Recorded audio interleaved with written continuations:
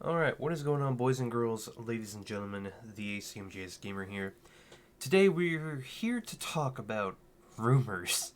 There's been quite a lot of them recently that have started coming up, and it's not even, March yet, which is usually when rumors start generating hype for E3.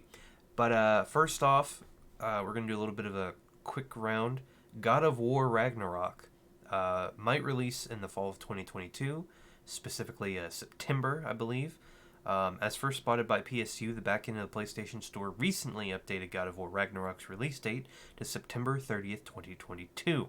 Please keep in mind that in all likelihood this is simply a placeholder date that shouldn't be taken as any confirmation until SIE, or developer Sony Santa Monica, comes out and states it. It's just a rumor at this point, though a fall 2022 release date makes some sense with what we know about God of War Ragnarok's history. Christopher Judge, the actor that plays protagonist Kratos, said that the game was delayed until 2022 because of him, suggesting that it's nearing the end of development if it hasn't already. So this is the tweet. Maybe it's just a placeholder. I don't think September 30th sounds like a good date. I don't know why. I honestly don't think that, it's Ragnarok, it's wintry. I don't think they'll release it until November or December. If they do release it in November, then I believe they'd be in the run for Game of the Year. I believe. I don't remember. Time will tell if there's any validity or if this allegedly database leak is real. But here's to hoping that it's coming out sooner rather than later. They know everyone is frothing at the mouth over the sequel, so in the meantime, the studio is releasing God of War 2018 on PC. Comes with all sorts of graphical bells and whistles that were not in the original PS4 release. Yep, so God of War is coming to PC to hopefully tide you over until Forbidden West comes out, and then you can play that. After that, there's a long stretch of time between that and September. So with that, we'll be moving on to Star Wars Jedi Fallen Order.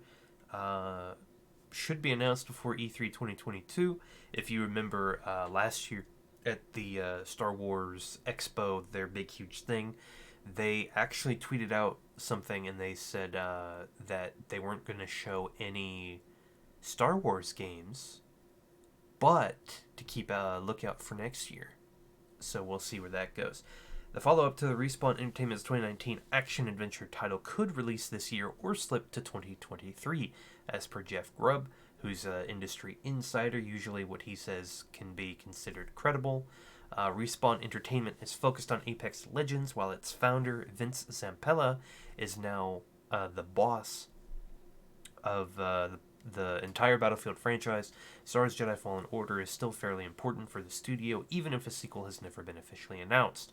According to Jeff Grubb in his show Grub Snacks on Giant Bomb, a reveal for Star Wars Fallen Order 2 would be coming before E3 2022.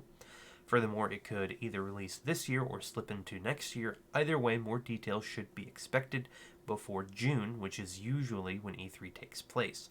While Respawn has never officially acknowledged the sequel's development, it had sought a producer to work on a new Star Wars title last year.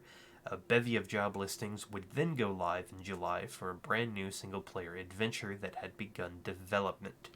So, basically, expect an update at some point before E3. This is a very interesting thing, the way that he says it, because if you guys remember, I think for the past 2 years now, EA has done their own thing outside of the official E3 channels. And because of COVID and the pandemic, I think they said their whole thing is all online now. So once again, EA, Ubisoft, I think Microsoft and Bethesda will have their conference together. All of them are going to have their own shows during that week of E3, quote unquote. So we'll see what happens there.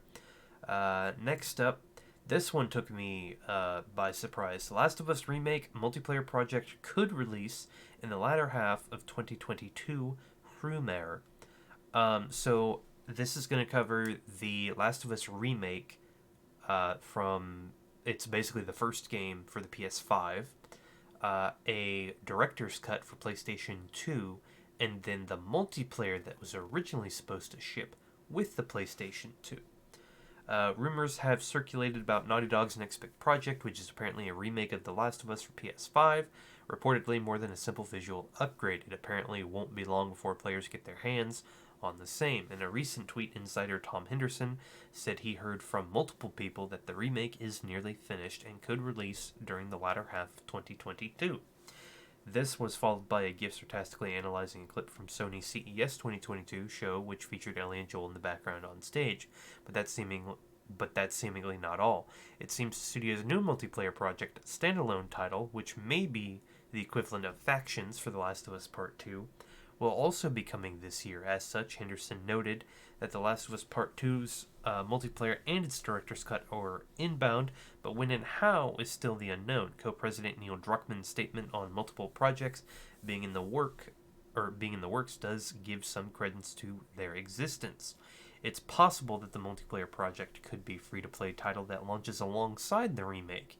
In past job ads, Naughty Dog has spoken about bringing the same level of ambition and quality of our signature story-driven games to this unique multiplayer project. So it's very much possible that the title serves as a platform to incorporate stories from both games in the series, which makes sense if The Last of Us Part 2 director's cut turns out to be real. Time will tell, so stay tuned for more details and potential reveal in the coming months. Alright, so there's a lot to unpack there. So basically, we already had a Last of Us remake from the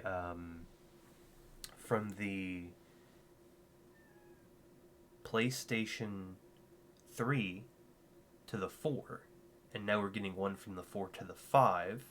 Then we're also getting a director's cut of The Last of Us Part 2, and then we're also getting multiplayer. So, and like they said, the question is, are these things going to launch side by side? They did say that The Last of Us for PS5 is going to be more than a simple visual upgrade. So I'm wondering if they took all of like the core mechanics of the second game and maybe applied them to the first game. I don't know, that would be interesting. I wouldn't mind playing a remake. It all depends on the money, baby. I wouldn't mind playing the remake, maybe on my own, maybe on the channel, I'm not sure, because, I mean, it's already up there, but if it's got, like, updates to gameplay, that might make the first game, I mean, it would make the first game play different, be interesting. So that all depends, you know, I'm not paying $60 for, or $70, or $75 or whatever, for the first game a second time or a third time. The director's cut, same thing. It's like, it depends on exactly what they're adding. For Ghost of Tsushima, it was a $10 upcharge, I believe, and it was an entire story arc that was meant to be played before the end of the game. So the question is, with this director's cut, what exactly is it? Is it DLC is it like, I don't know how I would explain it. Is it like lost chapters that are supposed to be played throughout the main game that they just didn't get to? Or is it an entirely new game with those chapters that are in there that you can't separately access? I don't know. Multiplayer, I could care less. I know the first game's multiplayer. A lot of people didn't know that the first game had multiplayer. And yet, a lot of people really loved it. So, that being said, we have one more article to go through today.